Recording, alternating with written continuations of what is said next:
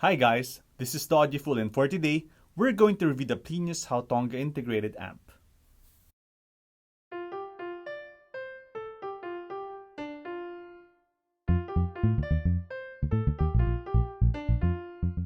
What I like the most about the Plinius Hautonga is that it's a very entertaining amp, lots of kicks and punches while still sounding very refined.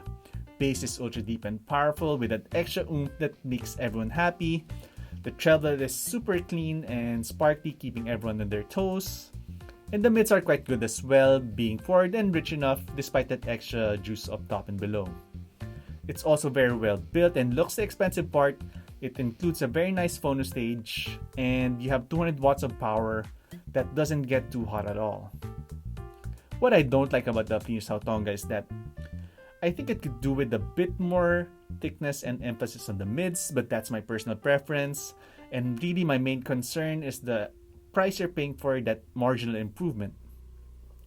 But again, that is something personal and only you can tell whether it's worth it or not, because you'll be paying for something like maybe twice the price over Schiit Aegirs in mono and you only get about 20%. So I would suggest first that you get super nice speakers, because now I'm itching for a speaker upgrade and I've been audio fooled. A keen amp with a not so keen price. If you want to know more details about the comparison, please keep on watching. First, we compared with the single Schiit Aegir using the KEF LS50s. And the Kiwi pretty much takes the cake, though I did have to nitpick and choose Nora Jones for the Aegir as the vocals is just a bit more nuanced and richer for my personal preference. So pretty much for all genres, the Plinius will dominate as well, save for vocals and piano if you like it a bit thicker.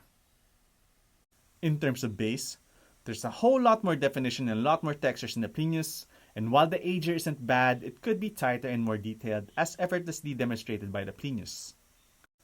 The Aegir does strut its stuff on the mid-range as it's slightly thicker and also has a longer decay, which makes piano notes and vocals a bit more emotional for me. Vocals are similarly forward though, but the highs are more forward and aggressive in the Hautonga, albeit without losing any clarity. The longer decay of the Aegir also makes sound images a bit more 3D, and I can feel a bit more depth in that sense. They have more or less the same level of instrument separation and blackness. At about 5 times the price, there should be no question that the Plinius should easily overpower the Aegir, and while it does, I did find that the mid-range of the Aegirs to be slightly richer, detailed, and sweeter sounding for my personal preference. But that is a slight, and I'm easily swayed to go with the Plinius for that superb bass control and more exciting brand of music. Next, I compared to the VTV Purifi amp using the Tecton Impact monitors. And again, the more expensive Plinius is up on top for pretty much any song I put on. While props to Purifi for being very neutral, it does lack the engagement of the Plinius having a bit more bass and bite. While the Purifi does actually provide the higher level definition in the bass, the Hautonga doesn't fall behind and has a louder presentation that makes it more satisfying. Mids are also slightly richer and has a longer decay, which brings out the textures more. Vocals are also more forward, catering to those who like their singers up close and personal. It's also the brighter amp, sounding a bit more lively and sparkly. This does interfere a little bit with the clarity, which is easier heard in the Purifi. Soundstage is also deeper in the Hautonga and instruments more separated in terms of placement. The Purifi is quieter though, like pitch black. If you base your purchases on measurements alone, then there's no hesitation on my part to recommend the Purifi as it's one of the more quiet amps ever measured. Subjectively though, in my review of the Purifi, I wanted a bit more sparkle, a bit more decay, and a bit more depth to the soundstage, and all of these are easily served by the Hautonga. I still think though that the Purifi is the amp of the future, so it could be well worth your time to experiment and try to look for that preamp with your $4,000 that would give you the sound signature you want. But if you don't have time to experiment, then the Hautonga will easily be the better amp, albeit at a higher cost. Next up, against the musical Rega Elicit R using the ATC SM19. I like the fun sound of the Elicit R, but next to the Hautonga, the Elicits start to sound a little bit over the top, and I easily preferred the more elegant, prim and proper Hautonga in all of my test tracks, as well as everything else I can think of. Bass is much louder in the Elicit, but there's much more definition in the Hautonga and the volume is quite satisfying already, that the Elicit actually sounds a bit overpowering.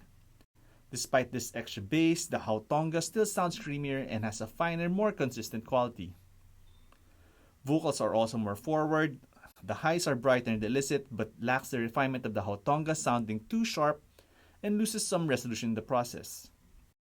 There's more depth and separation in the Hautonga and the silent parts are blacker as well. Both the Rega and Plinius are fun sounding amps, with the Rega a bit more skewed and raw and maybe having a bit too much fun. The Plinius, on the other hand, isn't strictly neutral but has enough fun elements to make it more interesting without losing too much on the details. At these budgets, you should already know what sound signature you're looking for, but for my personal preference, I'd easily pass the Elicit and go for the Hautonga. Finally, still with the ATC SM19s, I compared the Hautonga with two Aegirs in monoblock mode, and I won't waste too much of your time as it's practically the same as with a single Aegir. That is, the mids are a bit sweeter and has a bit more of a 3D sound, and that's it.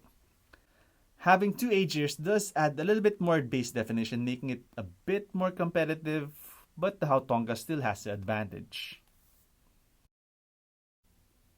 I wasn't expecting any come from behind victories, and there wasn't. I wasn't expecting to be blown away by the Hautonga, and I wasn't. I did expect though that the Hautonga would have better mids than the Aegirs, but it only loses so slightly and it's still pretty much better than everything I threw at it. The Hautonga is quite expensive though relatively, but you won't get any proportional improvements. So it really depends on you how much you value your extra spending, how much are you willing to get that extra 10-20% improvement. I think it's worth it though, but you should already have maybe at least a $6,000 speakers to match it with. Thank you for watching and I hope you enjoyed this video. If you have any comments or suggestions, just write them down below. See you in the next video.